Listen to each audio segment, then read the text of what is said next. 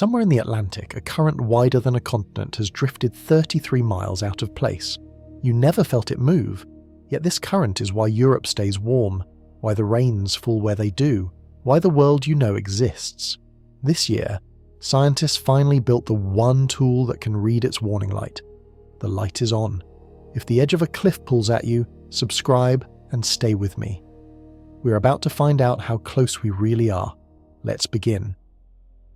A current wider than the whole United States has quietly slid out of position, and almost no one on Earth noticed.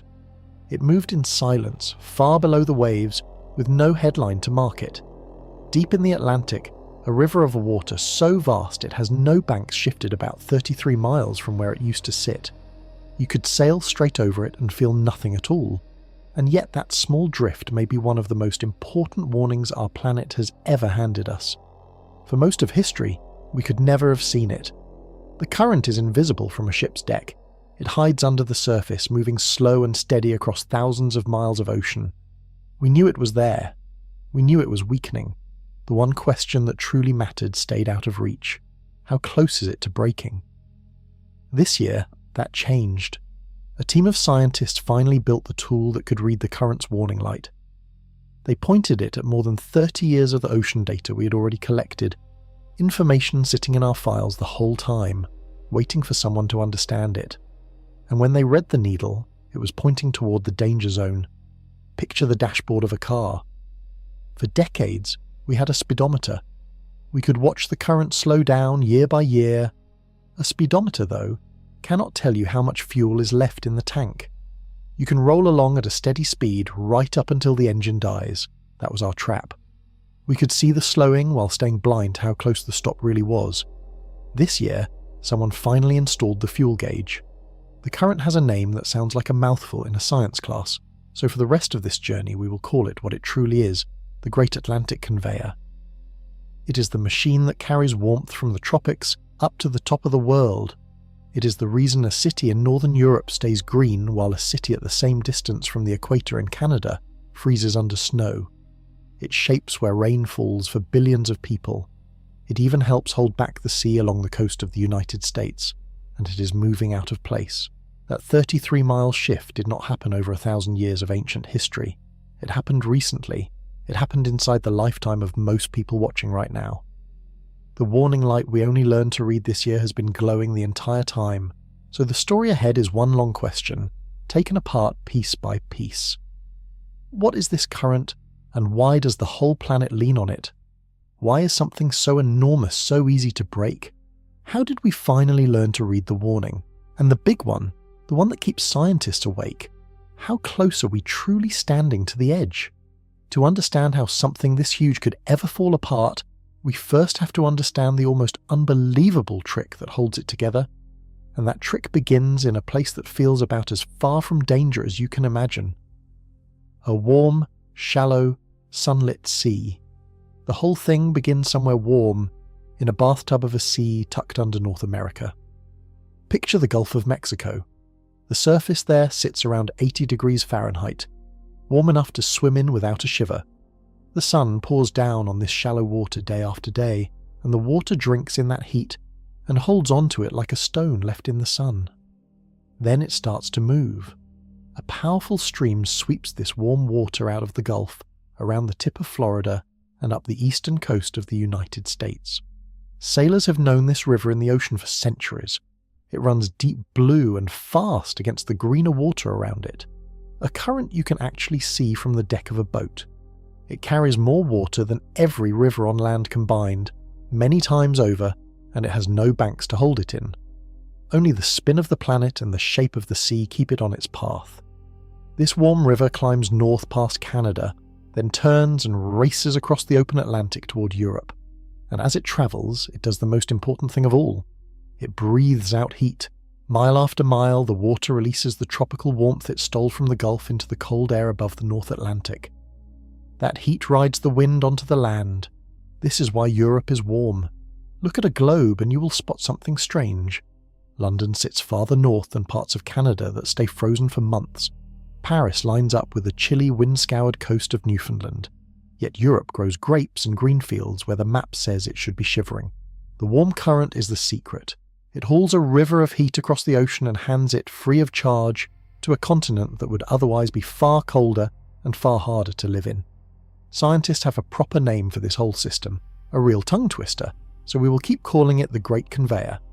Think of it as a moving belt of water that loops through the entire Atlantic, carrying warmth up one side of the world and cold water back down the other.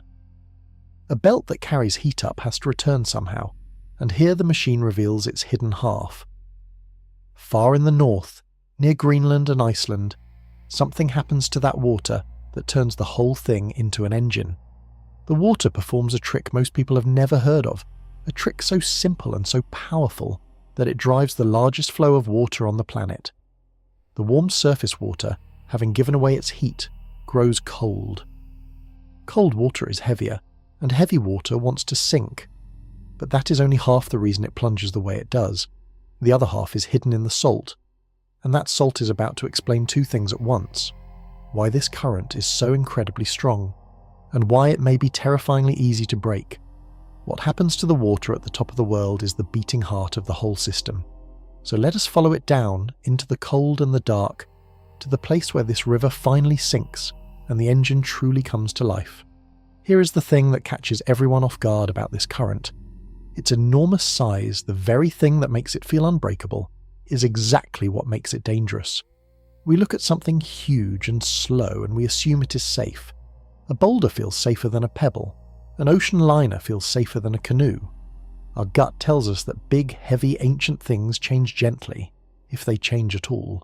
They give us plenty of warning. They fail slowly enough for us to see it coming and step out of the way. The Great Conveyor breaks that rule. It is one of the largest moving things on the entire planet, a flow of water so vast the numbers stop meaning much, and it does not behave like a boulder rolling slowly downhill. It behaves more like a light switch.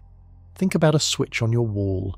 You can push it a little, and a little more, and a little more. For a long stretch, nothing happens. The light stays on.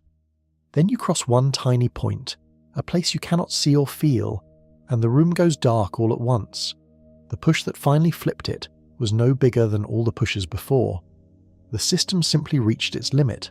That is the shape of the danger. This current can take a shove, and another, looking for all the world like nothing is wrong. It can absorb decades of pressure while appearing calm and steady on the surface. Then it can cross a single invisible line and come apart faster than anyone watching would have believed possible. Scientists have a name for that hidden line. They call it a tipping point. And the frightening question at the centre of this whole story is short and sharp. How close is the Great Conveyor to its own? For most of the past, the honest answer was a shrug. We knew the current was weakening. We could feel, in the data, that something was slowly draining out of the system. Weakening and collapsing, though, are two very different words, and we had no real way to measure the distance between them. We were passengers in a car, watching the speed slowly drop, with no idea whether the tank was nearly full or nearly dry. This is the part that cuts against everything our instincts tell us. A giant, sluggish system feels like it should fail the way it lives, slowly, with decades of obvious warning.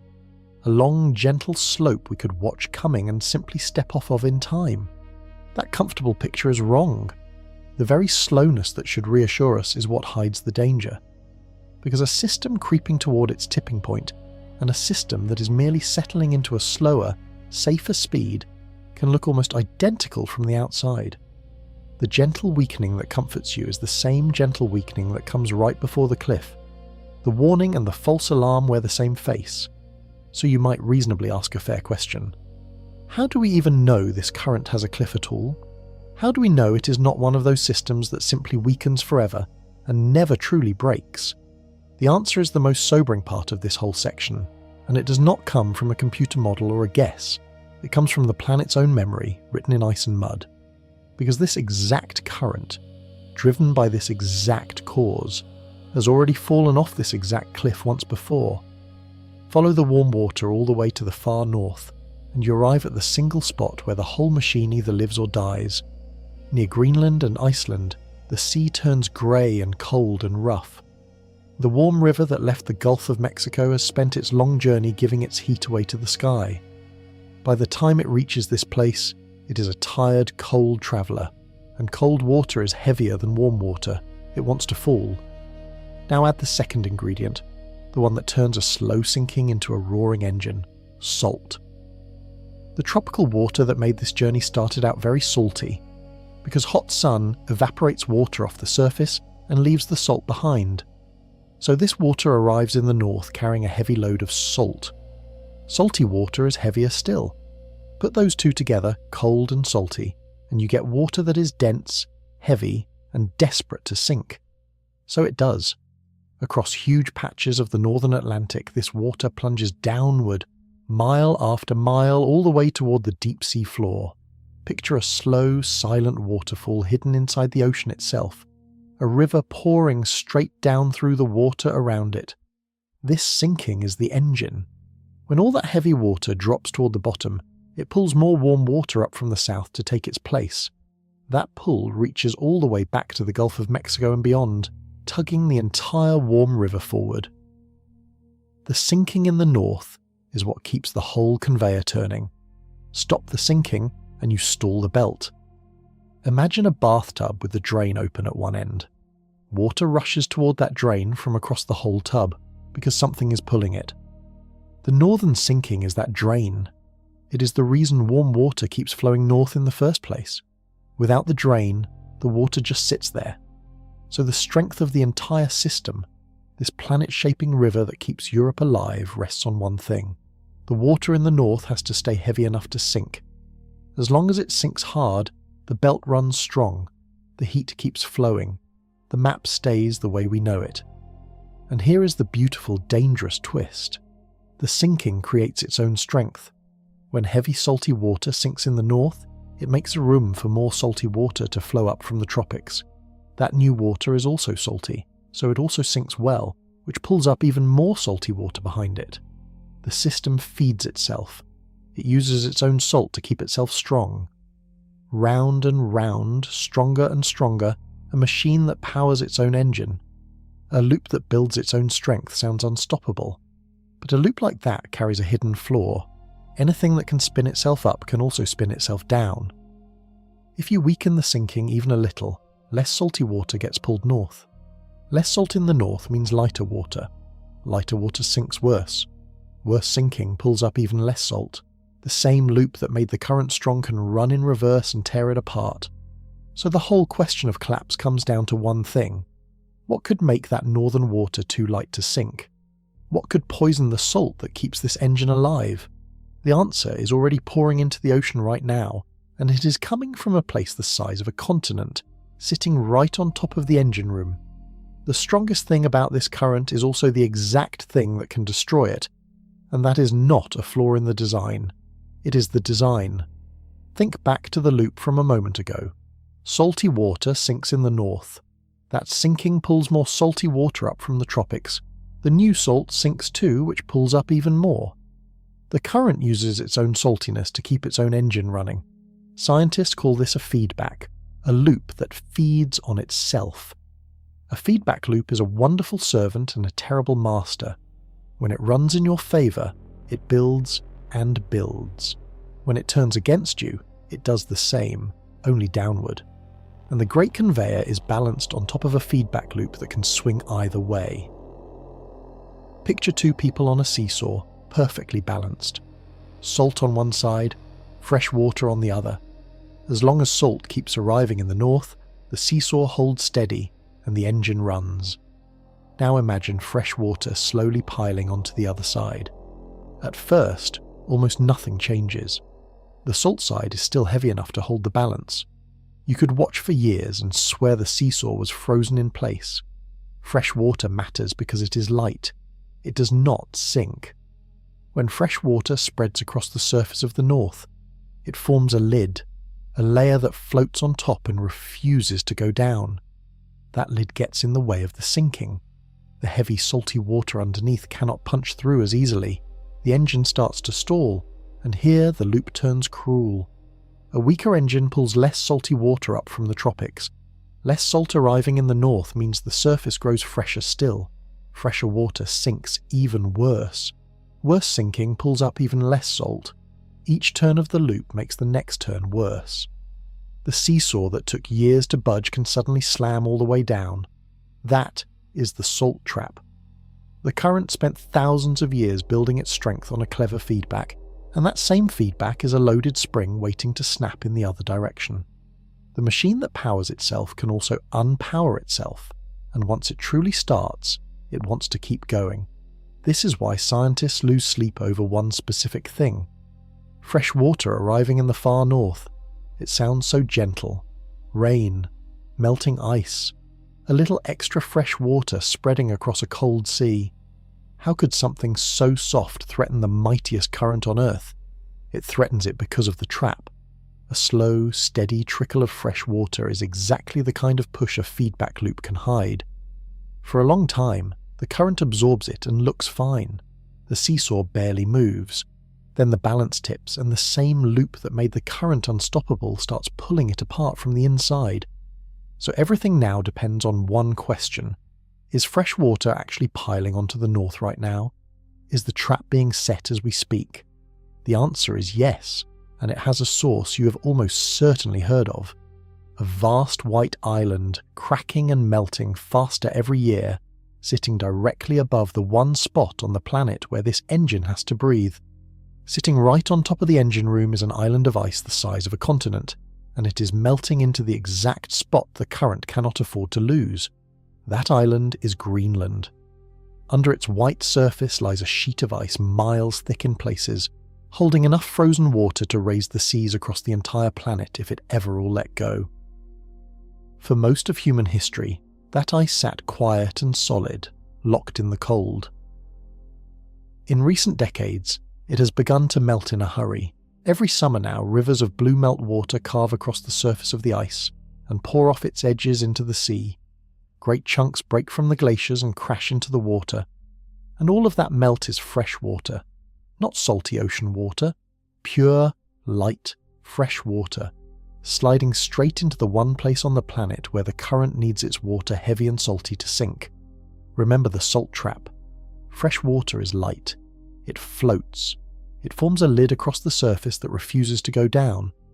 Now imagine turning on a tap of that fresh water directly above the engine room and leaving it running year after year, a little faster each time. That is what Greenland has become. A freshwater tap opening wider, pouring exactly the wrong thing into exactly the wrong place. And Greenland is not the only tap. As the whole planet warms, the air holds more moisture, and more rain falls over the Northern Ocean. Arctic sea ice melts and adds its own fresh water. Rivers across the far north run higher. From several directions at once, fresh water is spreading across the surface of the North Atlantic, thinning the salt, building the lid, nudging the seesaw. Here is the part that makes it feel personal. This is not ancient history, and it is not a far-off future.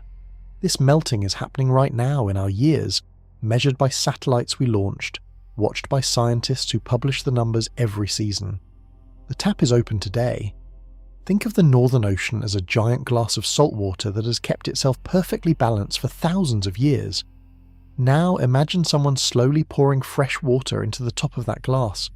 For a while, the drink barely changes. Stir it and it seems fine, but keep pouring, and at some point the top of the glass grows too light and too fresh to mix down the way it always did. The balance that held for millennia quietly gives way. We cannot see this happening with our own eyes. The lid of fresh water is invisible from a boat. The stalling engine makes no sound.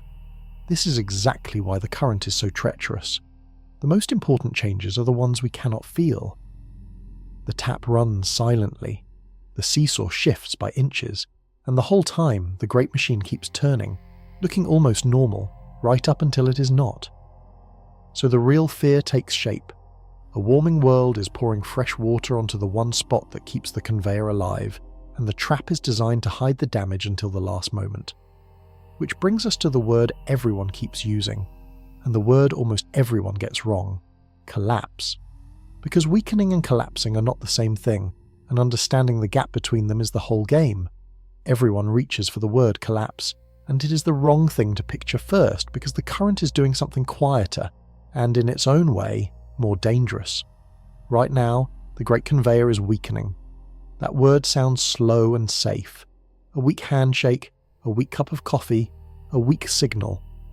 Weak feels like something you can live with, and that is the trap in the language itself, because weakening and collapsing sit at two very different ends of the same road, and the whole danger lives in the space between them. Start with what we actually know. The current is slowing down. Scientists who study the deep ocean have gathered enough evidence to say, with real confidence, that the flow today is weaker than it has been in a very long time. By many measures, it now sits at its weakest point in more than 1,000 years, longer than recorded history, longer than most of human civilization. That alone should get your attention. 1,000 years of relative steadiness, and now the needle is dropping. But weakening on its own is survivable. A current can grow weaker and settle into a new, slower speed and simply stay there, calmer and cooler for a very long time. If that were all that was happening, this would be a serious worry rather than an emergency. Collapse is a different animal entirely. Collapse is when the feedback loop takes over. It is when the salt trap snaps shut, and the engine does not simply slow down but shuts off, the belt grinding toward a near stop. Collapse is the light switch flipping, the seesaw slamming down, the machine crossing that hidden line and reorganizing into a whole new state that it will hold for centuries. So the honest question is never whether the current is weakening. We already know it is. The question is which road that weakening is on. Is this a giant, gentle system easing into a slower speed with plenty of margin to spare? Or is this the early, quiet slide toward a cliff, the smooth part of the curve that comes right before the drop? And here is the cruel part we keep circling back to. From the outside, in the moment, those two roads look almost exactly the same. A current settling safely into a lower gear shows you a slowly falling number. A current sliding toward the total collapse shows you a slowly falling number too. The same gentle decline, the same reassuring smoothness. One of them ends in a manageable new normal, the other ends off a cliff, and the plain measurement of strength cannot tell you which one you are watching. Picture two cars, both slowing down as they roll down a long hill. One driver is easing off the gas, planning to coast to a gentle stop in a parking lot. The other has lost the brakes and is rolling toward a drop hidden by fog at the bottom. From behind, at this instant, both cars look identical. Same speed, same smooth roll. You would need to know something the speedometer can never tell you, what lies at the end of the road. For decades, that was our exact position. We could see the great conveyor slowing. We had no way to see what waited at the bottom of the hill. To understand why that gap tormented scientists for so long, we have to look closely at the idea hiding underneath all of this. The tipping point itself, and why it is built to fool us. To really feel why this current is so frightening, forget the ocean for a moment and picture a single ball rolling across a table. The ball is the great conveyor. The table is every force acting on it. For thousands of years, that ball has sat in a comfortable dip in the table, a little valley. Give it a nudge and it rolls partway up the side, then rolls right back down into the bottom. That is a stable system. You can push it around and it keeps returning home. That is our current across all of recorded history. Storms, seasons, slow changes, and still the ball settles back into its valley. Now imagine the table is slowly tilting. The fresh water pouring into the north is tilting it. Bit by bit, the valley that held the ball so safely is becoming a slope. For a long time, the ball still sits in what looks like a dip. Nudge it, and it still rolls back. Everything appears normal. You would swear the ball is exactly where it has always been. But the walls of that valley are getting shorter. The dip is getting shallower. And somewhere ahead, hidden by the curve of the table, there is an edge. A place where the valley ends and the ball, given one ordinary push, will roll over the lip and keep going, faster and faster, into a completely different part of the table it can never climb back out of. That edge is the tipping point. Here is the detail that should send a chill through you. Watch the ball from above, and you cannot see the edge coming. The ball behaves almost the same whether the wall in front of it is tall or nearly gone. A system with centuries of safety left, and a system one small push from disaster, roll in nearly the same lazy way. The tipping point hides inside the smooth part of the motion. It gives no obvious sign until the final moment. This is why measuring how fast the ball is rolling, or how strong the current is does not answer the question that matters. Speed tells you how the ball is moving right now. It says nothing about how much wall is left in front of it. You can watch the ball roll gently and steadily for years and have no idea whether it has 100 feet of valley ahead or 1 inch. And once the ball goes over the edge, there is no easy taking it back. This is the hardest truth about tipping points. They are not like a dimmer switch you can turn back up. Once the ball rolls into the new low place, the table would have to be tilted hard the other way for a very long time to ever coax it home. In the real ocean, that could mean centuries of a stalled current no matter how much we wished it back. So the whole game becomes a single desperate question. How much wall is left? How close is the ball to the edge we cannot see? Everything, the satellites, the deep sea instruments, the 33-mile drift, is ultimately one long attempt to answer that. To find a way to measure the distance to a cliff that hides itself, and to know whether the cliff is even real, whether this ball can truly roll off the edge and stay there, we do not have to guess. Because the ball has already gone over once in the planet's own history, and the fall left a scar we can still read today. There is a reason scientists could not simply look at the ocean and shout a warning, and it comes down to one maddening fact. The most dangerous moment looks almost exactly like a perfectly calm one. Line up 2 versions of the Great Conveyor side by side. The first is a healthy current that has quietly settled into a slightly slower speed, with centuries of safety ahead of it. The second is a current on the very edge of collapse, one ordinary push from tipping over. Now measure both, watch their speed, track how much water they move, chart it week after week. The 2 charts look nearly the same. Both show a big, slow current, gently declining. Neither one flashes a red light, neither one shakes or stutters or screams. The system that is one shove from flipping behaves almost identically to the system with centuries of margin to spare. The approach to the cliff hides inside the ordinary smooth, boring part of the ride. That is the heart of why this problem tormented scientists for so long. We are wired to expect danger to announce itself. A bridge groans before it fails. A person stumbles before they fall. We expect a warning we can see and hear. The tipping point offers no such courtesy. It stays silent until the final step. Think about walking toward a cliff edge in thick fog. The ground under your feet feels exactly the same at 10 steps away as it does at 1 step away. Solid, flat, reassuring. The fog hides the drop until your toes are over it. You could stroll forward with total confidence, feeling perfectly safe, right up until there is nothing under your foot. The smoothness of the walk tells you nothing about how close the edge is. That is the Great Conveyor. Its gentle, steady weakening feels like solid ground. Every year that passes without disaster feels like proof that we are fine. And every one of those calm years could be a step closer to an edge we cannot see through the fog. The calm is not evidence of safety. The calm is exactly what the approach to the cliff looks like. So a fair person might push back here. If the danger hides so well, how do we know there is a cliff at all? Maybe this is one of those gentle systems that just weakens forever and levels off. No edge, no drop, no disaster. Maybe the fog hides nothing but more flat ground. That would be a comforting thought, and for a while it was a real scientific hope. Perhaps the tipping point was only a feature of simple, rough computer models, a ghost that would vanish once the models got good enough. Perhaps the real ocean had no cliff. That hope has been slowly stripped away. Better and better models, sharper and more detailed, kept finding the same cliff waiting in the same place. The edge refused to disappear, and then came the piece of evidence that settled it for good, the one that turned the cliff from a worry in a computer into a hard fact of history. Because we do not actually have to wonder whether this current can fall off an edge and stay there for centuries. We know it can. It has. And the proof is frozen into the planet itself, in a chapter of Earth's past with a strange and fitting name.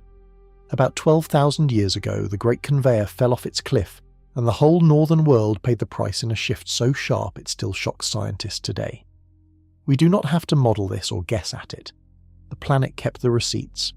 In cores of ancient ice drilled from Greenland, in layers of mud pulled from the seafloor, in the chemistry of old shells and old air, scientists can read the temperature of the past like rings in a tree.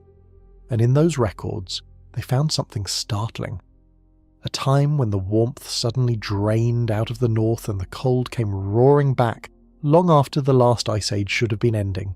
That chapter has a name. Scientists call it the Younger Dryas. The world had been warming, climbing out of a deep ice age when everything reversed. In the space of a geological blink, the north plunged back into brutal cold. Forests gave way to frozen tundra. The mild climate that had been arriving simply left. And the cause, as far as the evidence shows, was the exact thing we have been fearing this whole time. A great flood of fresh water into the North Atlantic. As the Ice Age ice sheets melted, they built up enormous lakes of fresh meltwater trapped behind walls of ice. At some point, one of those walls gave way and a staggering pulse of fresh water dumped into the Northern Ocean all at once. You already know what fresh water does to this current. It is light. It floats. It forms a lid across the surface and chokes the sinking that drives the whole engine. This ancient flood was the salt trap sprung on a massive scale.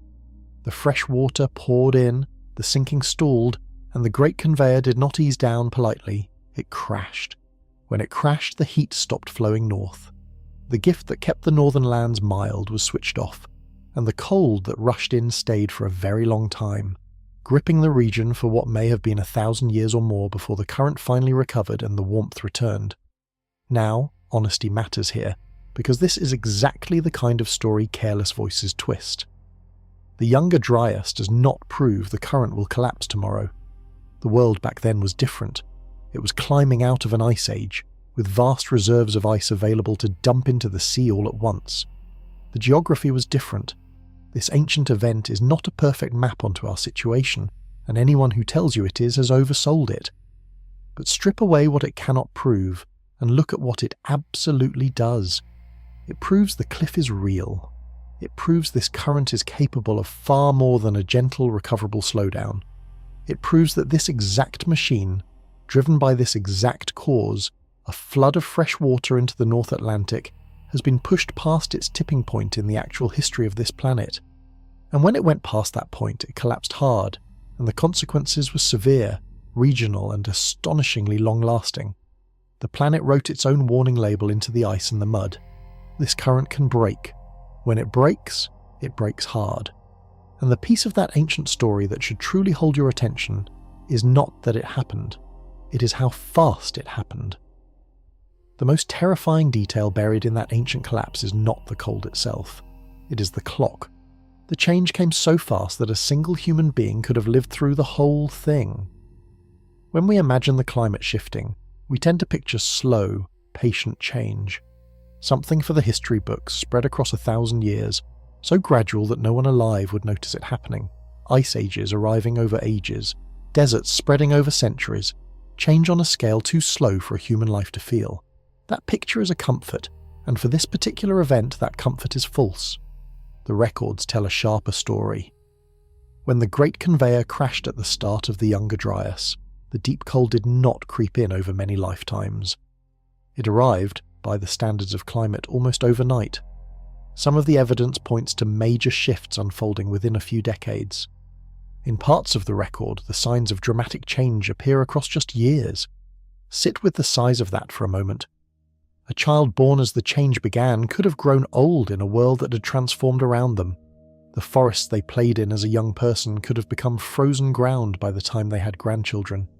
The climate of an entire region, remade inside one human life. That is not the slow grind of the history books.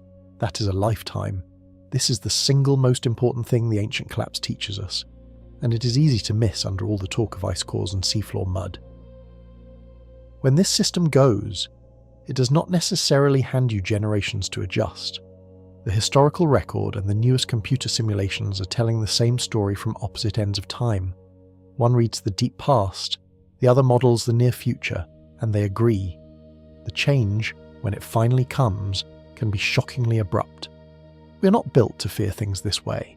Our instincts are tuned for fast, loud dangers, a charging animal, a falling rock, a rising flood we can see with our eyes, a danger that hides for decades and then arrives across a few short years' slips right past our alarms. We keep expecting the slow, obvious warning that lets us step aside in time. The Great Conveyor may never give us that warning.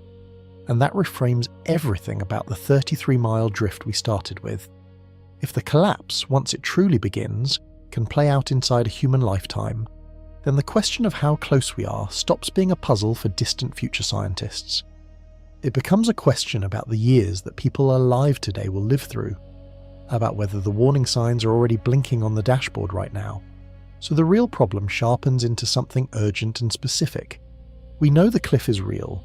We know the fall can be fast. We know fresh water is pouring into the north today. The only questions left are the ones that truly matter. How fast is the modern freshwater tap running? How much weakening can the current take before it reaches its own edge?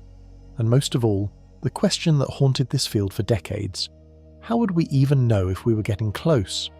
For a long time, the honest answer to that last question was heartbreakingly simple. We couldn't. And to understand why, we have to look at the one tool we did have and the cruel reason it could never save us. For decades, scientists could measure the strength of this current with real precision, and it still left them helpless to answer the only question that mattered: set the scene. A researcher is asked the question the whole world wants answered: how close is the Great Conveyor to collapse? And the honest reply, year after year, was a kind of uncomfortable shrug. It was not for lack of trying, it was not for lack of caring. The tools they had were answering a different question than the one everyone most needed answered. They were not flying blind on the basics. Since the year 2004, an extraordinary piece of scientific machinery has stretched across the Atlantic, hung along a line roughly level with the Bahamas. Picture a row of instruments anchored to the seafloor and rising up through the water, strung all the way across the ocean from the American side to the African side. These instruments sit in the deep year-round, measuring the temperature, the saltiness, the pressure, and the movement of the water at every depth. From all that data, scientists can calculate how much water the Great Conveyor is actually carrying. For more than 20 years now, this line of instruments has been taking the pulse of the current, continuously, across an entire ocean. It is one of the great underappreciated achievements of modern science. Before it existed, we were mostly guessing at the current's strength from scattered snapshots. After it, we could finally watch the Great Conveyor breathe. So we can measure the strength of the current directly. We know roughly how much water it moves. We can watch that number rise and fall over the years. That sounds like exactly what we want. If we can measure the strength, surely we can tell how close it is to failing. Here is the problem, and it is subtle, and it is everything. Strength alone does not tell you nearness to collapse. Knowing how strong the current is right now is a completely different thing from knowing how close it sits to its tipping point. We keep running into the same trap. A current can be weakening, even weakening steadily, and still be nowhere near its edge. Or it could be a hair away from the drop. The raw strength cannot tell those two apart because the approach to a tipping point hides inside that smooth, gradual weakening. A system gently settling toward a calmer balance, and a system sliding toward a cliff, can show you the very same slowly falling number. The speedometer tells you how fast you're going. It says nothing about how much road is left before the drop. And to be fair, this is no insult to that array of instruments or the people who built it.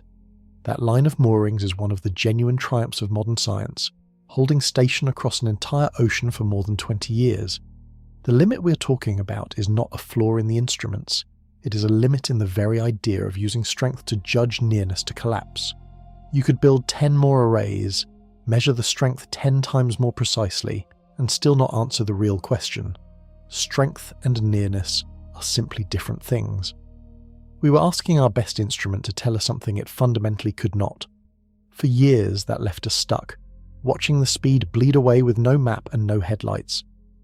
And then, this year, a team of scientists found a way to turn the headlights on. Before we can understand the breakthrough, we have to stand for a moment in awe of the strange machine that gave us the clues in the first place. The row of instruments hanging across the whole Atlantic. Imagine stringing a clothesline across an entire ocean. Now imagine that instead of clothes, you hang delicate scientific instruments along it, dozens of them, anchored to the sea floor thousands of feet down and reaching up through the black water toward the surface. That is what scientists built, along a line roughly level with the Bahamas and the Canary Islands, stretching from the coast of the United States all the way to the coast of Africa. Each instrument on that line does a quiet, patient job, It measures the temperature of the water around it. It measures how salty that water is. It measures the pressure and the way the water moves. It does this every hour of every day through storms overhead and calm seas alike, year after year, in one of the harshest places to keep a machine running anywhere on the planet. Getting instruments to survive down there is its own kind of miracle. The deep ocean crushes with pressure. Salt water eats at metal, currents tug and strain. And these instruments have held their post since the year 2004, more than 20 years of unbroken watch. Scientists have to sail out on ships, haul the instruments up from the deep, download their memories, service them, and lower them back into place, keeping the watch alive across 2 decades. Why go to all this trouble?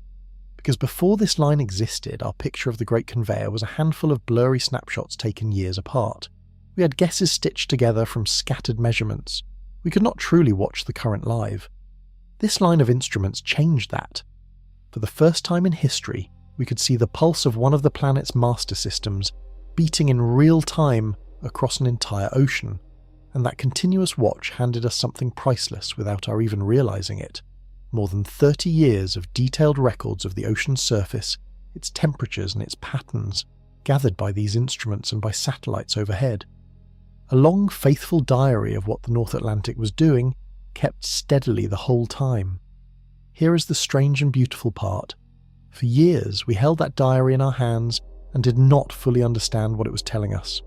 We had the clues, we had the numbers, we had decades of careful records. What we lacked was the key to read them, the idea that would turn all that raw data into an answer to the one question that mattered. Think of it like a letter written in a code you cannot crack. You can hold it, study it, copy every symbol perfectly, and still have no idea what it says. For years, the ocean was handing us a coded letter about its own health, and we could only stare at the symbols. The line of instruments gave us the letter. It took a fresh idea, a whole new way of thinking about the problem, to finally read it. And that idea would reveal why measuring strength was the wrong approach all along, and point us toward the one number that could actually see the cliff. The whole breakthrough rests on one simple idea that a driver already understands. A speedometer and a fuel gauge tell you 2 completely different things, and for years we had only one of them. Sit in a car and glance at the dashboard. The speedometer tells you how fast you are moving this instant. 60 miles an hour, 30, 10. The fuel gauge tells you something entirely different. How much you have left before you stop. And here is the thing every driver knows in their bones. You can be flying down the highway at full speed with the tank almost empty. Speed says nothing about how far you can still go. For decades, our study of the Great Conveyor gave us a beautiful speedometer and no fuel gauge at all. The line of instruments across the ocean measured the current speed, its strength, how much water it moved. We watched that speed slowly drop over the years, and we made the natural mistake. We assumed a falling speed meant we were running low. We treated the speedometer like a fuel gauge. That was the error hiding at the center of the whole problem. A falling speed does not tell you how much road is left. The current could be slowing down while still holding a full tank, plenty of margin, centuries of safety. Or it could be slowing down with the tank nearly dry, one small push from the drop. The same falling speed fits both. The speedometer cannot separate a healthy slowdown from a deadly one. What scientists truly needed was a fuel gauge for the ocean, a measurement that answered the real question. Not how fast is the current moving, but how much room does it have left before it tips? A reading that could see the distance to the cliff, not just the speed of the roll toward it.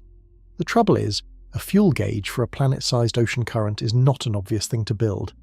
You cannot dip a stick into the Atlantic and read a level. The current's nearness to collapse is not written on its surface in any way you can simply see. For a long time, no one even knew what to measure. We knew we wanted a fuel gauge. We had no idea what the fuel gauge would be made of. Picture doctors before they understood blood pressure. They could feel that a patient was sick. They could see the fever, the pale skin, the weakness. What they lacked was a hidden number, a reading that revealed the deeper danger before it became a crisis. Then someone worked out how to measure blood pressure, and suddenly a silent risk had a needle you could watch. The Great Conveyor was waiting for exactly that kind of leap. A hidden number that revealed the deeper danger, and the leap, when it finally came, was clever in a way that catches you off guard. The scientists who cracked it did not look for the answer in the far north, up in the engine room where the drama seems to happen. They looked thousands of miles away, at the far southern edge of the Atlantic near the very bottom of Africa, because that distant, unlikely corner of the ocean, it turns out, holds the fuel gauge we'd been missing all along. The answer came from the last place anyone would think to look, not the icy north where the current sinks and stalls, but the warm far south, near the bottom tip of Africa. This is the twist that makes the breakthrough so surprising. Everything dramatic about the Great Conveyor seems to happen in the north. That is where the water sinks. That is where the freshwater tap pours in. That is where the engine either runs or fails. So for years, that is where eyes stayed fixed. Watching the north felt like watching the patient's heart. A group of scientists working at a university in the Netherlands that has become the world's leading hub for studying this exact current took a different path. They ran enormous computer simulations of the whole Atlantic, models so detailed and so long that they could actually watch a virtual version of the current slide all the way to collapse and see what happened along the way. They were hunting for a warning sign, something that changed in a clear, readable way as the modelled current approached its cliff. What they found is beautiful and strange. The clearest warning did not show up in the north at all. It showed up in the flow of fresh water and salt at the southern edge of the Atlantic, down near the tip of Africa. As the modelled current crept toward its tipping point, this southern measurement did something distinctive. It dipped, and it kept dipping, in a pattern that tracked the approach to the cliff. Why the far south? Think of the whole Atlantic as one connected loop.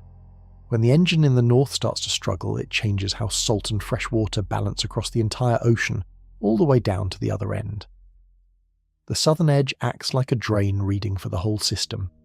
Watch the water crossing that southern line, and you get a signal about the health of the current thousands of miles away. It is like checking the pressure at the far end of a pipe to learn whether the pump at the near end is failing. That is the fuel gauge, a physical real-world measurement grounded in the actual physics of how the ocean moves salt and fresh water that changes as the current nears its edge. It does not just tell you the current is slowing, the way the old speedometer did. It tells you something closer to how much road is left. For the first time, scientists had a reading that pointed at nearness to collapse, not merely speed. And the fact that this signal lives at the surface and in the flow of the ocean means it is something we can actually observe. From ships, from satellites, from the long records we have already been keeping. A fuel gauge is only useful if you can read it. And this one, the scientists realized, could be read from the data we had gathered for years without understanding its meaning. So now the pieces snap together in a frightening way. We know the cliff is real, because the planet fell off it before. We know the fall can be fast inside a human lifetime. We know fresh water is pouring into the north today. And now, at last, we have a gauge that can measure how close the ball is to the edge, which leaves one final unavoidable step. Point that brand new gauge at the decades of real ocean data we already have and read what it says. And the reading is the reason this video exists. To turn this new idea from a clever theory into a real warning, scientists had to travel, in their data, to the far southern edge of the Atlantic and measure something almost no one ever thinks about. The gauge lives near the bottom tip of Africa, where the Atlantic Ocean meets the great southern ocean that rings Antarctica. It is about as far from the icy northern engine room as you can get and still be in the Atlantic. And the thing the scientists needed to measure there is not the temperature and not the speed of the current. It is the balance of fresh water and salt that the Great Conveyor carries across that southern line. Here is the idea in plain terms. As the whole loop of the current moves water around the Atlantic, it is constantly shifting salt and fresh water from one region to another. At that southern edge, you can measure whether the current is, on balance, carrying fresh water into the Atlantic or pulling it out. And it turns out that this single balance at this single faraway line behaves like a hidden health monitor for the entire system. When the Great Conveyor is strong and healthy, this southern balance sits in one range. As the current weakens toward its tipping point, the balance drifts steadily and readably in a particular direction. In the scientists' detailed simulations, this southern signal began to bend well before the final collapse. It dipped toward its lowest point in the decades leading up to the tip, like a needle slowly falling before an engine dies. That advance warning is the whole prize, a signal that moves early, While there is still time to understand what it means, think of a doctor listening not to your racing heart in your chest, but to the pulse in your wrist far down your arm. The wrist is nowhere near the heart, yet it faithfully carries the beat, and a trained hand can read the health of the whole body from that distant point. The southern edge of the Atlantic is the wrist of the great conveyor, far from the heart of the action, yet carrying a true signal of how the whole system is doing. And this is why the discovery matters so much.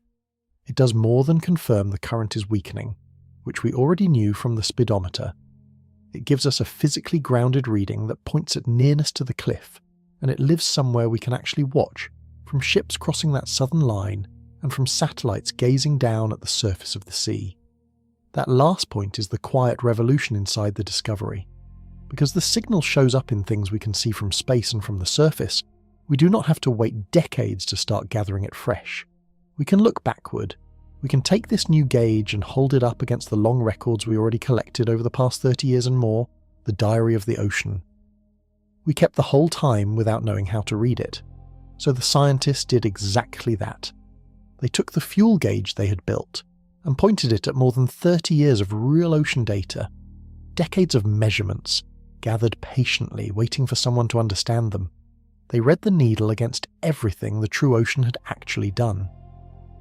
And what that needle showed is the reason none of us can look away.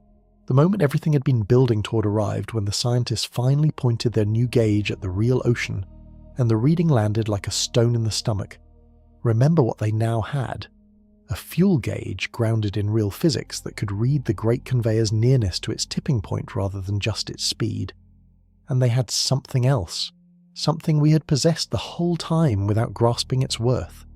More than 30 years of real measurements of the true Atlantic. The long diary the ocean had been keeping page after page, decade after decade. So they held the new gauge up against the old records. They took the 30+ years of data we had gathered from the real world, information collected the entire time without anyone fully understanding what it was telling us, and they read it through the lens of the new discovery. For the first time, we could look at what the actual ocean had done and ask the question that had haunted this field for decades. Which side of the danger are we on? The needle was pointing toward the danger zone. The reading did not say the current was resting safely, with centuries of comfortable margin ahead. It said the great conveyor is sitting in the early, dangerous phase of its decline. The gauge that was built to catch the approach to the cliff caught exactly that. Not a distant theoretical worry for some far-off generation, but a signal, in real data, that the slide has already begun. Let us be careful and precise here, because this topic gets yanked in two directions and both are wrong. The reading is not a countdown clock. It does not say the current collapses on a certain date. Honest scientists still argue about the timing, and that argument is real and important. What the gauge delivers is not a doomsday timer. It is something more grounded and, in its way, more sobering. A physically real warning light for the health of the most important ocean current on the planet, and that light is on. And there is one more layer that turns this from a distant abstraction into something personal. The drift we started this whole story with, that 33-mile shift in the current's position, did not happen in the deep past or some imagined future. It happened within the lifetimes of most people watching this. The warning we only learned to read this year has been building in real time, in our years, on our watch. So gather what we have gained, because it is real, even with all the uncertainty stacked around it. Before this, we had a speedometer that could only tell us the current was slowing. Now, we have something closer to a fuel gauge, a way to read whether the system is sitting in the dangerous early stretch of its decline. And when we point that new instrument at the decades of data we already had, the reading is not reassuring. It says we are in the first stage, the drift has begun. The warning light, the one we did not even know how to read until this year, is glowing. That single fact reshapes everything still ahead of us. If the light is on now, then the real questions turn urgent and human. How fast is the freshwater tap running? What would a stalled current actually do to the world we live in? And how much time, honestly, might we truly have? Those answers are where this story turns from the ocean to us. Before we can trust any prediction about how much time we have, we have to face an uncomfortable truth about the very tools we use to make those predictions. For decades, our best computer models of the ocean have been telling us a story that was too calm. Scientists study the Great Conveyor with climate models, giant programs that recreate the ocean and the air inside a computer and let them run forward in time. These models are extraordinary. They capture the swirl of currents, the fall of rain, the melting of ice, all stitched together by the laws of physics. And for years, when scientists asked those models how stable the Great Current was, the models answered with reassurance. They showed a current that was tough, hard to break, slow to tip. That reassurance turned out to be a flaw hiding inside the machinery. The models were making the current look far more stable than the real ocean actually is, and the reason comes back to salt. Remember the salt feedback, the loop where salty water sinks, which pulls up more salty water, which sinks in turn. That loop is what makes the current both strong and fragile. It also happens to be devilishly hard to capture in a computer. The exact way salt moves and balances across the whole Atlantic is subtle, and small errors in that balance push the models in one particular direction. They make the modelled current cling to life when the real one might already be teetering. Scientists found a clever way to catch this mistake. They looked at the balance of fresh water and salt that the real Atlantic carries across its southern edge, the same faraway measurement that became the fuel gauge. In the real ocean, that balance sits in a range that says the current is capable of tipping. In most computer models, that balance sits in a different range, one that says the current is too stable to tip. The models and the real world disagreed, and the disagreement all pointed the same way. The models were too optimistic. Sit with how unsettling that is. When our instruments and our models disagree, we would love it if the error ran in the safe direction, if reality were kinder than the forecast. Here it runs the other way. The real ocean appears closer to the edge than our reassuring model suggested. The comfort we drew from those models was built on a hidden mistake, and that mistake made us feel safer than we had any right to feel. Picture a doctor using a scale that always reads a few pounds light. Every patient walks away thinking they are healthier than they are. The scale is not broken in an obvious way. It just tilts quietly toward good news. For years, our climate models were that scale, tilting the story of the Great Conveyor toward stability, toward calm, toward there is plenty of time. Once scientists understood this tilt, a hopeful escape route remained. Maybe the tipping point itself was only a ghost, a trick of the simpler, rougher models, something that would vanish the moment we built a model detailed and powerful enough to capture the real ocean in full. Maybe the cliff was never truly there. That hope was reasonable. It was also about to be tested by the most powerful ocean simulation ever built, and the answer it gave took the last comfort off the table. For a while, one hope survived every other worry, a hope that the whole tipping point might be a mirage. Then scientists built a model powerful enough to test it, and the mirage refused to disappear. Here is where that hope came from. Every computer model of the ocean has to blur the world a little. The real Atlantic is full of swirling eddies, whirlpools tens of miles across that churn, and mix the water in complicated ways. Older models were too coarse to capture those swirls. They painted the ocean in broad, blurry strokes, like a photo with the resolution turned way down. So a fair scientist could argue that maybe the tipping point only showed up because the models were too blurry. Sharpen the picture, the thinking went, and the cliff might smooth away into a gentle, harmless slope. It was a genuine, honest hope, and testing it was not easy. Building a model sharp enough to capture those ocean swirls and running it long enough to watch a slow current slide all the way to collapse takes staggering computing power. It is one of the heaviest calculations in all of climate science, the kind that ties up a supercomputer for a very long time. Scientists did it anyway. They built a high-resolution model, one detailed enough to capture the swirling eddies that the older, blurry models had smeared away. They ran it forward, added the freshwater pressure, and watched. If the tipping point was only a trick of low resolution, this was the model that would reveal it. Sharpen the picture and see if the cliff dissolves. The cliff was still there. Even in this far more detailed, far more realistic model, the Great Conveyor still had a tipping point. It still crossed a hidden line and collapsed. The sharper picture did not smooth the danger away. If anything, It confirmed it in higher definition. The last comforting excuse, the idea that the cliff was a mirage born of blurry math, fell apart. This mattered enormously, because it meant the tipping point was showing up across the entire range of tools.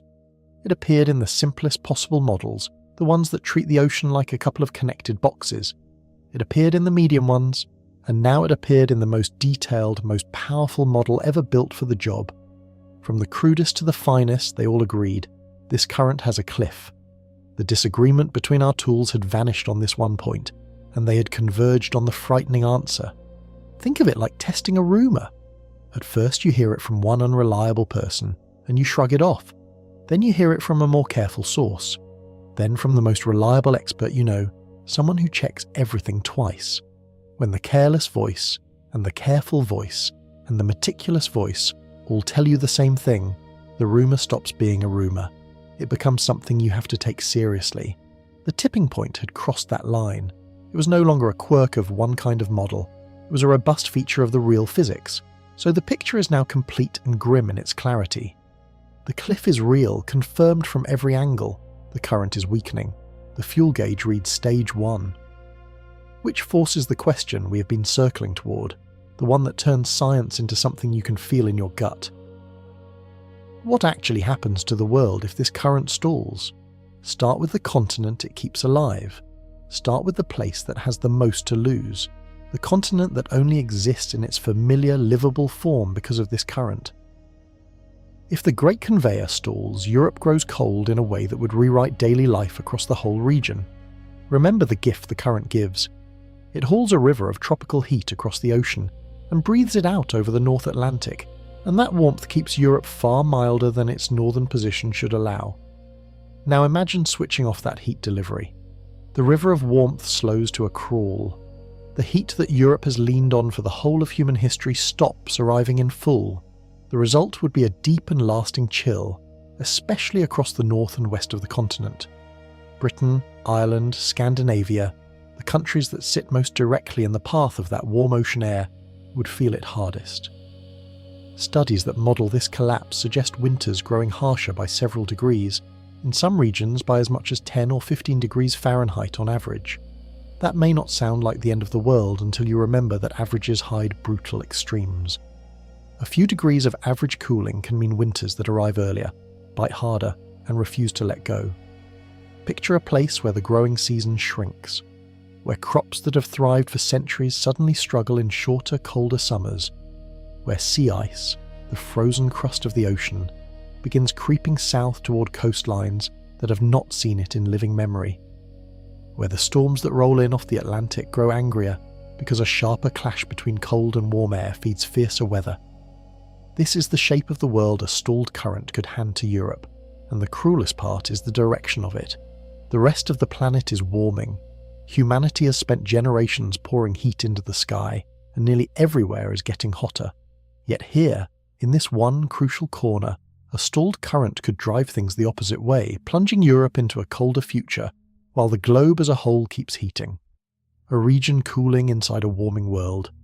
Think of a house with excellent central heating fed by a single pipe from the boiler. Everyone in the house is warm and comfortable and has forgotten the boiler is even there. Now imagine that one pipe slowly clogging shut. The rest of the neighbourhood is having a heat wave, but inside this one house, the rooms grow colder and colder. That is Europe with a stalled conveyor. The warmth was never guaranteed. It was piped in quietly the whole time, and it can be cut off. None of this means Europe would return to an ice age overnight. Careful scientists are clear that a stalled current in a warming world is a complicated, messy thing, and the exact numbers vary from study to study.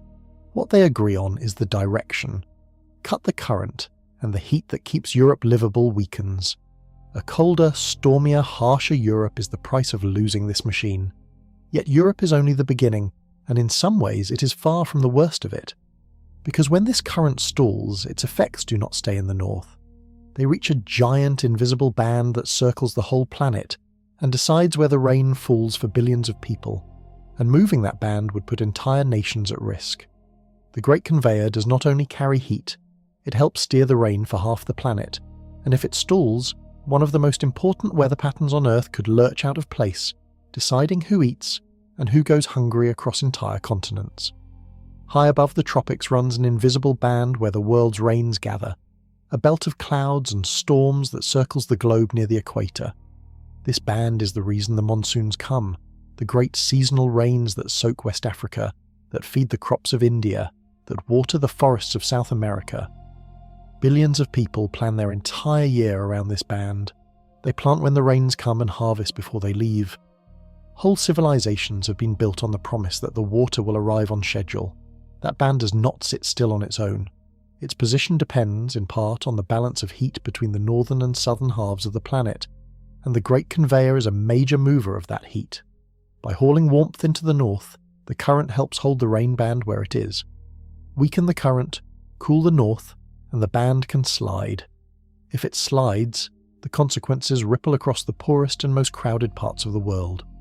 The monsoon that West Africa depends on could falter, deepening drought across a region already living on the edge of enough.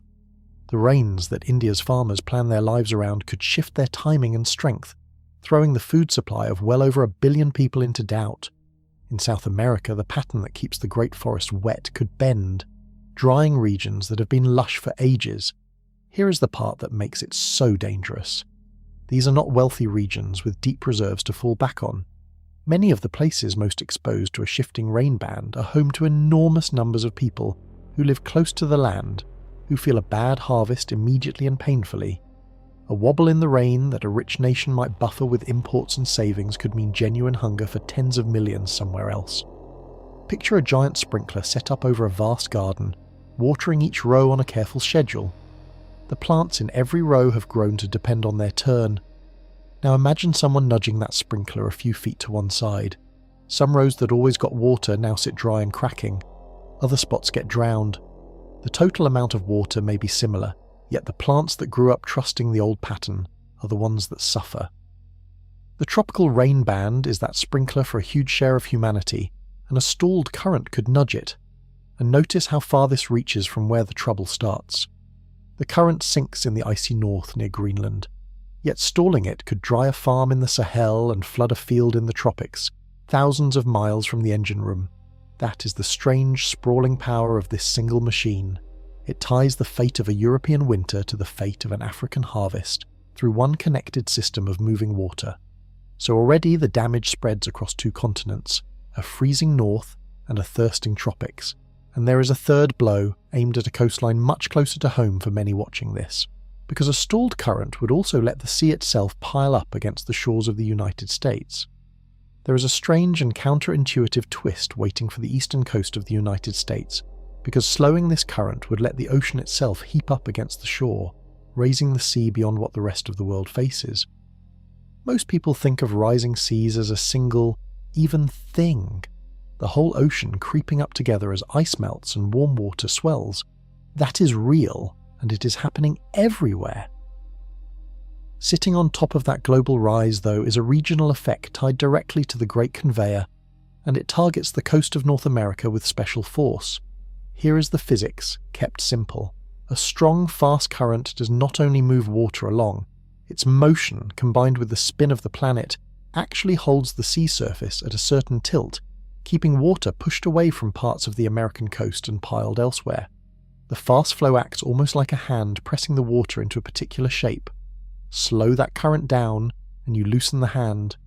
The water that was being held offshore slumps back toward the coast. The effect is not small. Studies that model a serious weakening of the current suggest it could add a significant extra rise to the sea along the northeastern United States, potentially a foot or more beyond the global average, stacked on top of everything else driving the ocean higher. For cities crowded along that coast, a foot of extra sea is not an abstraction. It is the difference between a storm that floods a few streets and a storm that swamps whole neighborhoods. Picture spinning a bucket of water. As it spins, the water climbs the sides and dips in the middle, held in that shape by the motion. Now stop spinning. The water sloshes back and levels out, rushing toward the places it had been pushed away from. The Great Conveyor keeps a version of that spin going along the American coast, holding water offshore. Let the current stall, and the sea sloshes back toward the shoreline it had been kept from. This is why a change in a current most Americans have never heard of could show up as water in the streets of coastal cities. The threat does not announce itself as an ocean current problem. It arrives disguised as worse floods, higher tides, storms that reach farther inland than they used to. The cause hides thousands of miles out at sea while the damage lands on the doorstep. And this regional rise would strike a coast that is already crowded with people, ports, and enormous amounts of property. A coast where even small increases in sea level translate into big increases in flood risk. The Great Conveyor, stalling far offshore, would quietly hand the eastern United States a steeper climb against the sea than almost anywhere else on the planet. So gather the damage now spreading out from a single stalled current. A freezing Europe, a tropics with its rains thrown into chaos, an American coast with the sea heaped higher against it. 3 different disasters on 3 different parts of the planet, all flowing from one machine grinding down. And when you put them side by side, you notice something almost unbelievable about the world a collapse would create. A world that is somehow burning and freezing at the very same time. Here is the detail that breaks people's brains when they first understand it. A collapse of this current would not simply make the world colder. It would create a planet where opposite disasters happen side by side, a world heating and chilling at the very same moment. Our instincts want climate change to be one thing, pointing one way. The world is warming, so everywhere should get hotter, and a cold event should mean the warming has stopped. A stalled Great Conveyor shatters that simple picture. It would arrive on top of a planet that keeps heating from all the greenhouse gases humanity has released, so you would get both extremes at once, layered over each other, fighting for control of the map. Imagine the news on a single day in that world. Reports of a brutal, biting winter locking down northern Europe, harbours freezing, crops failing in the cold, and on the same day reports of record heat elsewhere, of the tropics baking, of the global average temperature still climbing higher than any year in history. Cold headlines and hot headlines, side by side, both true, both driven by the same broken system. This is what scientists sometimes call a whiplash world, and the whiplash cuts in more than one direction. Warming and cooling in different regions. Flood in one place and drought in another as the rain band shifts. Sharper swings between extremes because a planet with a stalled current is a planet knocked out of the smooth balance it settled into over thousands of years. The steady rhythms that farmers and cities and whole cultures grew up trusting would begin to lurch, and the collision of hot and cold air masses carries its own violence. Weather gets its energy from differences, from warm bumping against cold.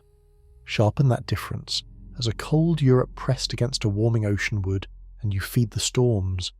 Fiercer winds, wilder swings, weather that behaves in ways the old records never prepared us for, because the old records came from a world where this current still ran strong. Picture a room where someone has jammed the heating on full blast at one end, and thrown the windows wide open to a blizzard at the other.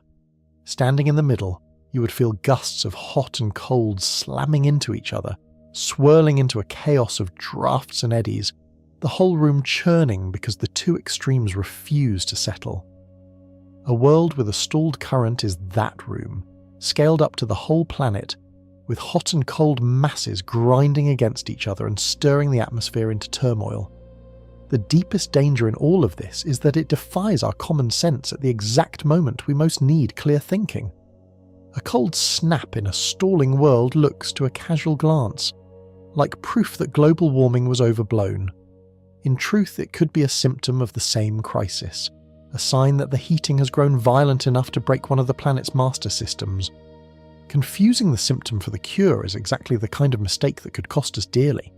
A whiplash world would be hard enough if it only meant strange weather. It goes further than weather, though. When the cold locks down farmland and the rains abandon the fields that feed billions, the danger stops being about temperature and starts being about something far more basic: whether there is enough food to go around. Strip away the science for a moment and you reach the thing that decides whether a climate shift is a hardship or a catastrophe. Food. A stalled current would strike directly at the harvests that keep the world fed, and that is where its danger becomes truly frightening. Everything we have described funnels down to the fields. A colder, shorter growing season across Europe means grain that struggles to ripen and crops that fail in early frost. A tropical rain band knocked out of place means monsoons that arrive wrong, or not at all across the very regions that feed enormous populations. Put those together, and you get pressure on the global food supply from several directions at once, striking many of the planet's great breadbaskets in the same era. Farming is a promise built on patterns. A farmer plants a certain seed at a certain time because generations of experience say the warmth and the rain will come as they always have. That promise is quietly written into the whole system that feeds humanity, from the wheat fields of the north to the rice paddies of the monsoon lands. A stalled current would break that promise across wide stretches of the world at once, replacing the reliable old patterns with cold snaps, failed rains, and seasons that no longer behave. And modern food is deeply connected. A failed harvest in one major growing region does not stay contained. It ripples out through global markets as shortages and rising prices, and those prices land hardest on the people with the least to spare. History shows that sharp jumps in food prices can shake whole societies, feeding unrest and desperation far from where the crops actually failed. A climate blow to farming is never only about farming. It reaches into the stability of nations. The oceans would shift too. Fish follow temperature, and a scrambled North Atlantic would send fish populations searching for new homes, upending the fishing communities and coastal economies that have relied on the same waters for generations. The sea, like the land, would stop delivering what people had learned to expect from it. Picture a vast, intricate machine with many gears, each one a different region growing a different staple, all meshing together to feed the planet. For thousands of years, those gears have turned in a steady rhythm we barely think about. A stalled current would reach in and jam several of the biggest gears at once. Not one region having a bad year which the world can absorb, but many key regions faltering in the same stretch of time, the kind of blow the global food system was never built to take. This is the reason scientists treat a possible collapse as more than a weather story. Weather you can shelter from. A sustained hit to the world's ability to grow food touches the most basic thing there is, whether billions of people can count on enough to eat. That is the true weight behind the dry phrase tipping point. On the other side of that cliff sits a world straining to feed itself, so the stakes are now as clear and as heavy as they can be. The cliff is real, the current is weakening, the fuel gauge reads stage 1, and the world on the far side of a collapse is one of cold, chaos, and hunger. Which drives every honest person to the single most important question left. How much time do we actually have? And on that question, the scientists themselves are locked in a genuine and revealing argument. Here is where honesty demands we slow down, because on the biggest question of all, how soon this could happen, the scientists who study the current do not agree, and understanding their disagreement matters as much as any single answer. A few years ago, one team of researchers made headlines around the world with a bold and alarming claim. Using their own method of reading early warning signs in the ocean's temperature, they estimated that the Great Conveyor could reach its tipping point sometime this century, possibly as early as the years just ahead of us, with a best guess somewhere around the middle of the century. Somewhere between the year 2025 and the year 2095, they suggested, this current could tip. That claim landed like a thunderclap, and it drew immediate pushback. Other scientists argued the method leaned on too many assumptions, that the ocean measurements it used might not capture the current's true behaviour, that you could not squeeze a firm date out of the data that way. The debate grew sharp. Reputations and careful reasoning collided in public. Then came the newer work, the physics-based fuel gauge we have followed through this whole story. That research took a different, more grounded approach, rooted in the actual movement of salt and fresh water, and notably its authors did not hand down a specific date at all. They were careful to say that pinning the exact timing would require more observations of the ocean at that crucial southern edge. What they offered instead was the mechanism, the model, and the warning that the current is on a tipping course. On the question of when they held their answer open, on purpose. So the field sits in an uncomfortable, honest place. Almost everyone who studies this agrees on the direction. The current is weakening. The freshwater driver is real. The system has a tipping point, and for the first time we can read a meaningful signal of its approach. The disagreement is not about whether the danger is real. It is about the clock. Decades from now, or sooner, or later? That is the live, unsettled question. The temptation, when experts disagree, is to grab whichever answer suits your mood. If you want comfort, you seize on the voices saying later. If you crave alarm, you seize on the voices saying soon. Both moves are a kind of cheating, because they collapse a real uncertainty into a false certainty. The responsible thing, the honest thing, is harder.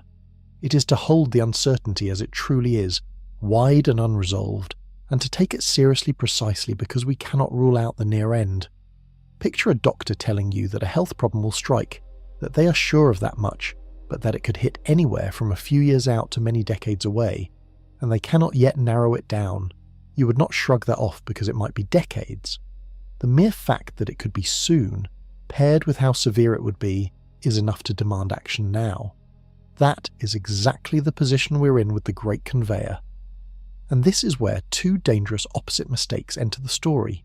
Two wrong answers that both lead us astray. One whispers that we have centuries, so relax. The other screams that it is already too late, so give up.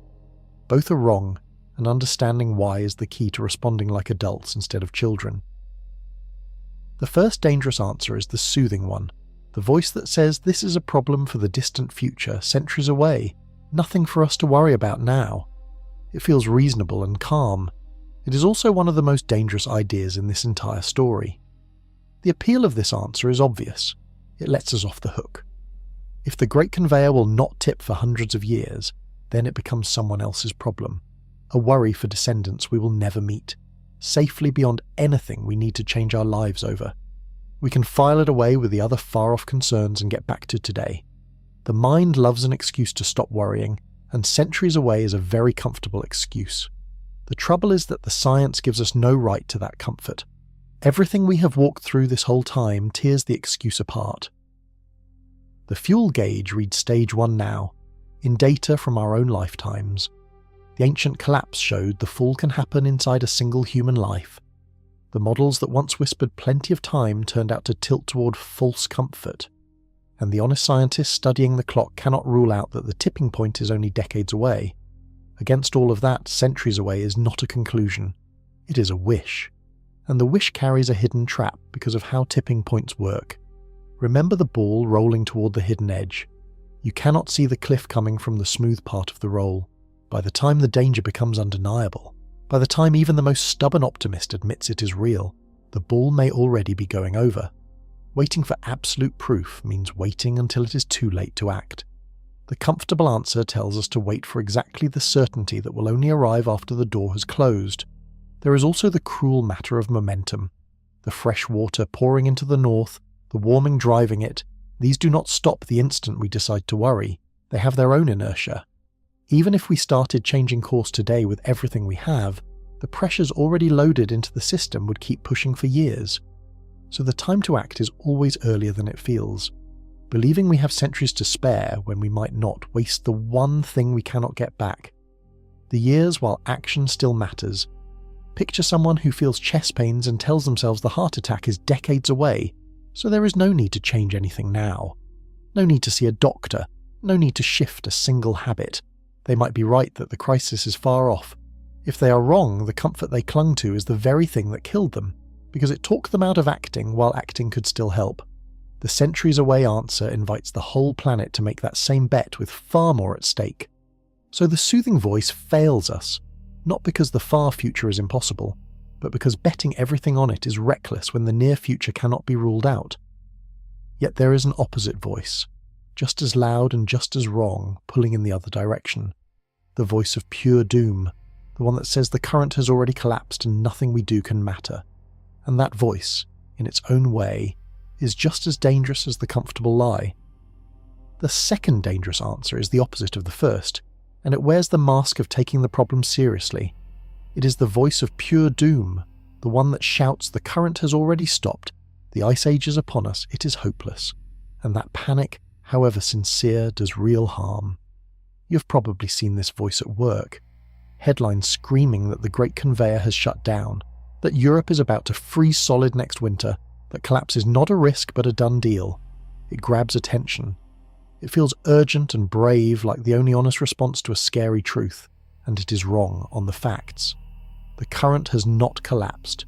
It is weakening, it is on a worrying course, and it sits in a dangerous early stage. It has not tipped. Treating a serious risk as an accomplished catastrophe is its own kind of falsehood. The damage this voice does is subtle and severe. When people are told the disaster has already happened and nothing can stop it, the natural response is to give up. Why change anything? Why sacrifice anything? Why act at all if the ending is already written? Doom, taken to its extreme, produces the exact same paralysis as denial. One says, "Do not worry," the other says, "Do not bother," and both leave us sitting still while the window to act quietly closes. There is a further cost. When the loudest voices cry catastrophe, and then the catastrophe does not arrive on schedule, when Europe does not freeze this winter as promised, people feel tricked. They tune the whole subject out. They lump the real science in with the exaggeration and dismiss all of it as hype. In that way, overblown doom becomes a gift to complacency. Nothing makes it easier to ignore a true warning than a string of false alarms shouted too loudly. The honest position refuses both the shrug and the scream. It lives in the uncomfortable middle, and the middle is exactly where the truth sits. This is a real, measurable, well-understood system. It is genuinely weakening. There is genuine new science telling us something new about how close the danger might be, and there is genuine, honest uncertainty about the timing that no responsible person should paper over. All of that is true at once. Holding the alarm and the caveats together is not weakness. It is the only way to actually understand the thing. Picture a smoke alarm in your home. If it stays silent while the house fills with smoke, that is denial, and it can kill you. If it shrieks constantly at burnt toast until you rip the battery out in frustration, that is panic, and it leaves you defenseless when a real fire comes. What you want is an alarm that sounds when there is genuine danger and stays quiet when there is not, so that when it does go off, you move. The science of the Great Conveyor is that alarm sounding now for real, and both the deniers and the doom shouters are reaching for the battery. So we set aside both comfortable lies, the far future dream and the hopeless scream, and we ask the question that actually matters for how we act. Once this current truly tips, can we ever undo it? Because the answer to that shapes everything about how seriously we should take the years we still have. Everything about how we should respond hinges on one brutal feature of this current. Once it truly tips, you cannot simply turn it back on. The door swings one way, and that changes the entire meaning of the risk. We're used to problems we can reverse. Turn off a light and you can turn it back on. Overspend 1 month and save the next. Most of the messes we make in life come with an undo button, and we plan our choices around that comfort. The Great Conveyor offers no such button. It belongs to a special and frightening class of systems that, once pushed past their edge, lock into a new state and refuse to come back just because we change our minds. Return to the ball and the valley. For thousands of years, the ball has rested in one dip, its home. Push it over the edge, and it rolls down into a completely different low place, a new valley, and it settles there. Now try to bring it home. You cannot simply nudge it back the way it came. The ball is sitting at the bottom of a different pit, and to lift it out you would have to shove it all the way back up and over the ridge it fell across.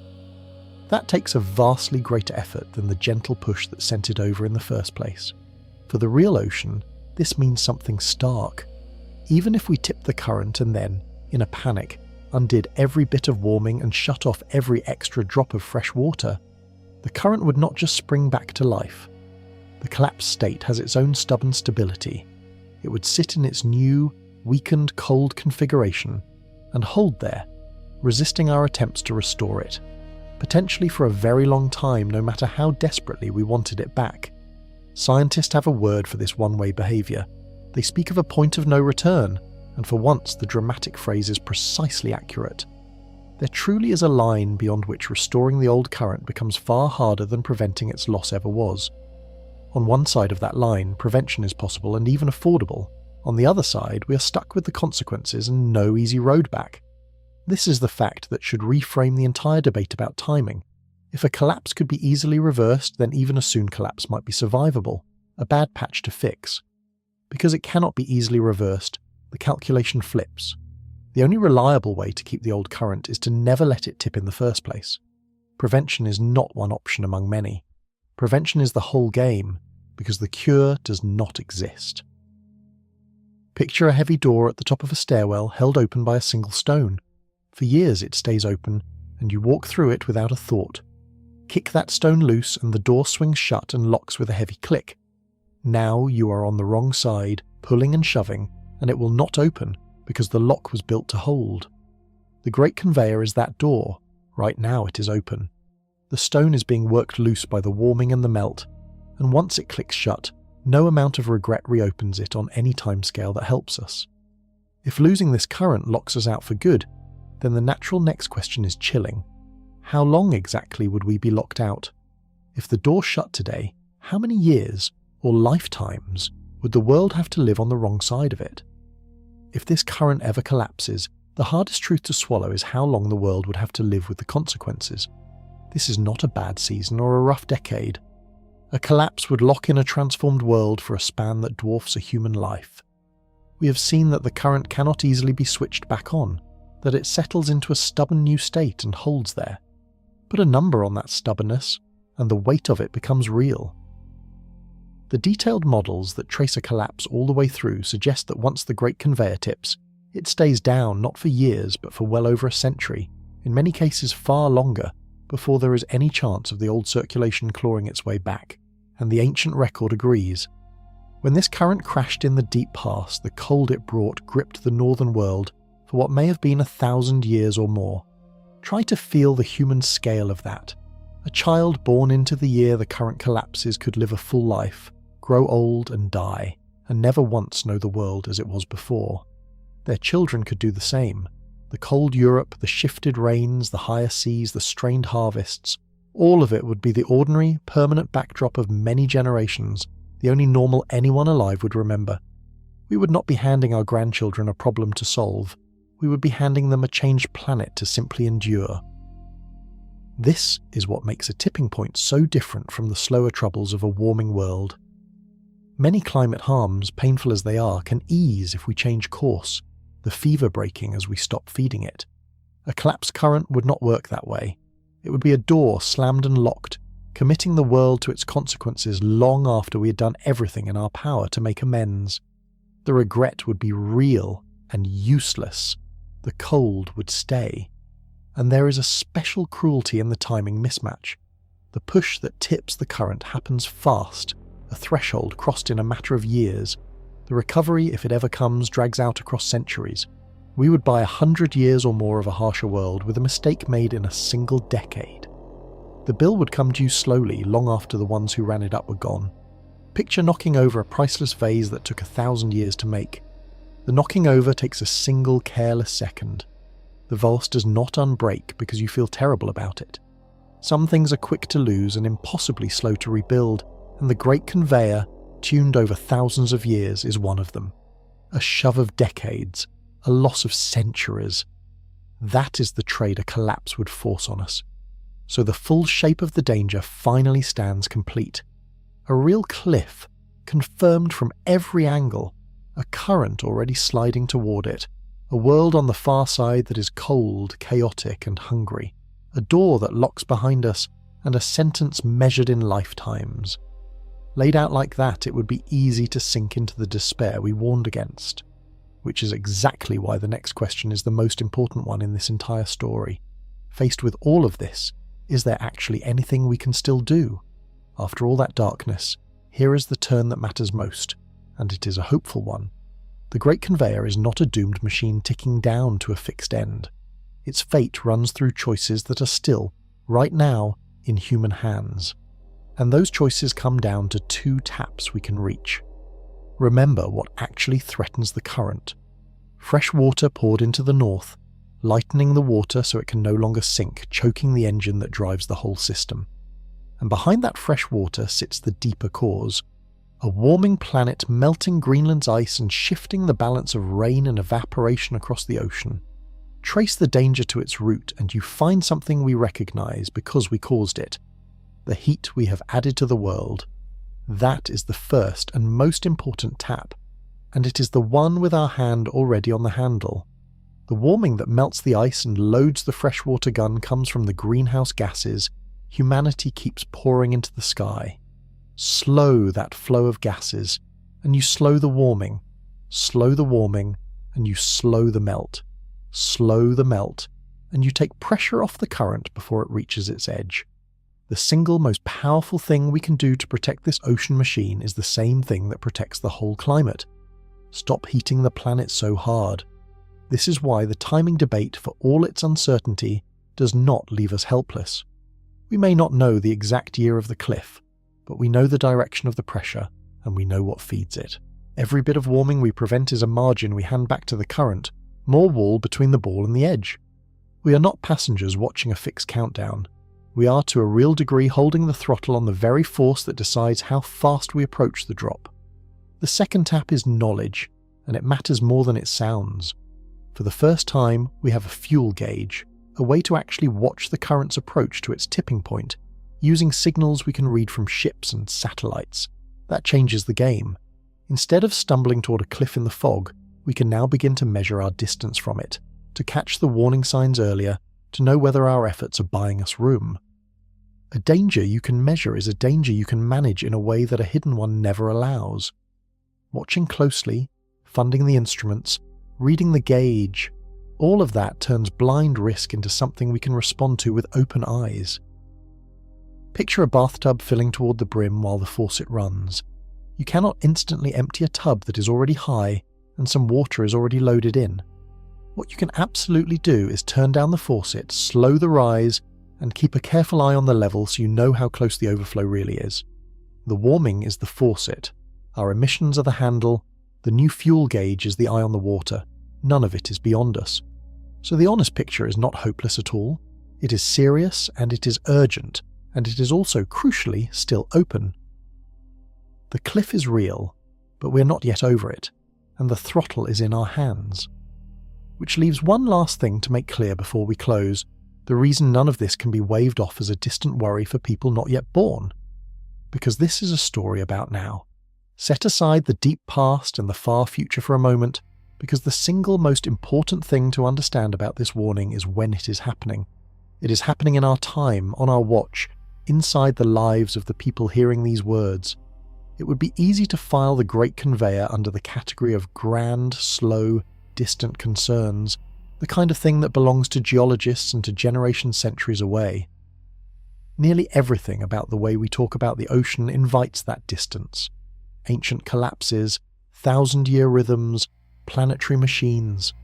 It all sounds like a story about deep time, safely removed from a normal human life. The facts refuse to stay distant, come back to where this whole story began, to that drift in the position of the current, the shift of about 33 miles that opened the very first chapter. That drift did not happen in some ancient epoch or some imagined future. It happened recently, within the span of years that most people watching this have been alive. The warning signs we have spent this entire journey learning to read have been accumulating in real time, in our own era, measured by instruments we built and launched. And the fuel gauge, the great breakthrough of this story, was not pointed at some far-off projection.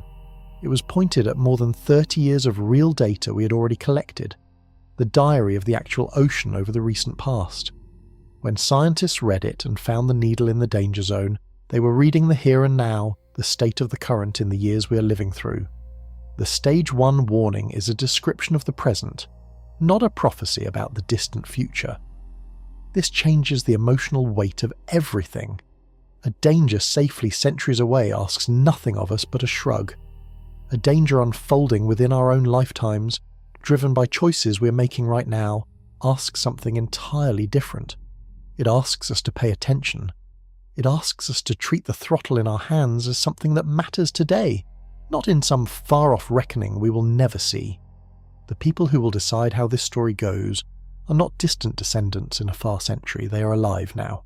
They are the ones choosing how fast to heat the planet over the next handful of decades, the exact window in which the current's fate is being written.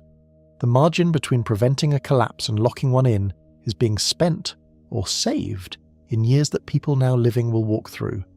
Picture a letter that turns out to be addressed not to some stranger in the future, but to you, with today's date at the top. That reframes how you read every line. The story of the Great Conveyor is a letter with today's date on it. It is not a warning passed down to be opened by people not yet born. It landed on our doorstep, in our time, with our names on it. So as we come to the close, everything narrows to a final reckoning, one number to carry out of all of this, and one clear-eyed way to hold what it means. Because if you remember nothing else from this long journey, there is a single figure that captures the whole warning in one stroke. If you forget every model and every measurement from this whole story, hold on to one number, because it captures the entire warning in a single stroke. 33 miles.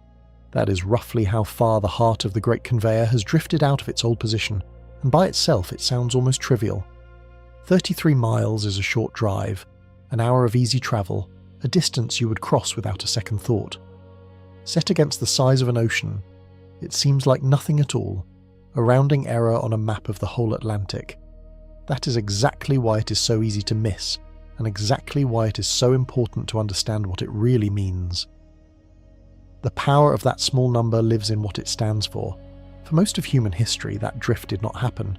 The current held its position, steady and reliable, the anchor of a livable climate across the northern world. The fact that it has now moved at all, measurably in a direction that tracks the approach to the tipping point, is the physical fingerprint of a giant system beginning to slide. The distance is small. The meaning is enormous. Think of it as the first inch of movement in something that is never supposed to move.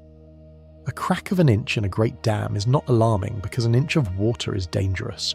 It is alarming because dams are not supposed to crack at all, and that first inch is the visible edge of an invisible strain. The 33-mile drift is that first inch. Not a disaster in itself, but a sign that a strain we cannot directly see has grown large enough to shift something that used to be fixed. And remember what makes this particular inch so meaningful. It is not a lone, random wobble. It arrives alongside everything else this story has laid out. A current at its weakest in over 1,000 years. A cliff confirmed by every model we have. An ancient collapse proving the fall is real and can be fast. A door that locks behind us. A recovery measured in centuries. The 33 miles is the single visible thread you can pull, and when you pull it, the whole tapestry of danger comes with it. That is why this one number deserves to stay with you. It is small enough to remember and heavy enough to matter. It turns an abstract planet-sized worry into something almost tangible, a specific distance that a specific current has moved in your own lifetime. The next time the Great Conveyor feels like a distant abstraction, that number brings it back to Earth. A river of warmth that keeps a continent alive has slipped 33 miles off its mark, and it happened while we were here to measure it. Hold that, and you hold the essence of the whole thing. The warning is not a scream, and it is not a shrug. It is a quiet, precise physical fact, a small drift with a vast meaning, a needle nudged into the danger zone on a gauge we only just learned to read. What remains is the simplest and most human question of all. Now that we know, what do we actually do with it? How do we carry a warning like this without breaking under it or brushing it aside? That is where our journey finally comes to rest. We have travelled a long way together, from a warm sea in the Gulf of Mexico to a drifting current at the edge of collapse, and now we arrive at the only question that truly remains. How do we carry what we have learned without losing our heads or our hope? The great temptation is to fall to one of two extremes, and we have named them both. On one side waits the shrug, the comfortable belief that this is centuries away and none of our concern. On the other waits the scream, the hopeless certainty that it is already over and nothing we do can matter. Both are seductive because both, in the end, let us off the hook. The shrug says, "Do not worry." The scream says, "Do not bother." And both leave us sitting still while the years that matter slip past. The path between them is harder and truer. It asks us to hold two things at once that our minds would rather keep apart. Real alarm and real honesty. The alarm is earned. The current is weakening, the cliff is confirmed, the warning light reads stage 1, and the world on the far side of a collapse is cold and hungry, and locked in for lifetimes. The honesty is just as earned. We do not know the exact year, the science is still unfolding, and the very fact that we cannot rule out the near future is precisely why we cannot afford to wait. Alarm without honesty becomes panic. Honesty without alarm becomes an excuse. We need both, braided together to see clearly. And here is the quiet hope threaded through all the darkness. We are not watching a fixed countdown. The forces that threaten this current run through choices still in human hands, the heat we add to the world and the speed at which we add it. Every bit of warming we prevent hands margin back to the current. More wall between the ball and the edge. For the first time, we even have a gauge to watch our progress, a way to read whether we are pulling back from the cliff or drifting toward it. The door is still open, the stone is still in place. That is not nothing, that is everything. Think of what we have gained in this single story. A generation ago, we barely understood this current at all. Then we learned to measure its strength. Then we learned, this very year, to read its approach to the edge, turning on headlights in a fog we had been driving through blind. That is what human understanding does. It takes a hidden danger and drags it into the light where we can face it. The warning light is on precisely because we finally built the eyes to see it. That is a triumph, even as it is a warning. So carry this out of here with clear eyes. A river of warmth that shaped the world you know has drifted 33 miles off its mark, and the needle has moved into the danger zone. The cliff is real, the time is uncertain, and the throttle is in our hands. The worst response would be to look away. The best response is to keep watching, keep measuring, and keep our hands on the one lever that still matters in the years that still count. We found the warning light in time to read it. What we do next is the part of the story we get to write ourselves. So let us write it with open eyes. Let us begin.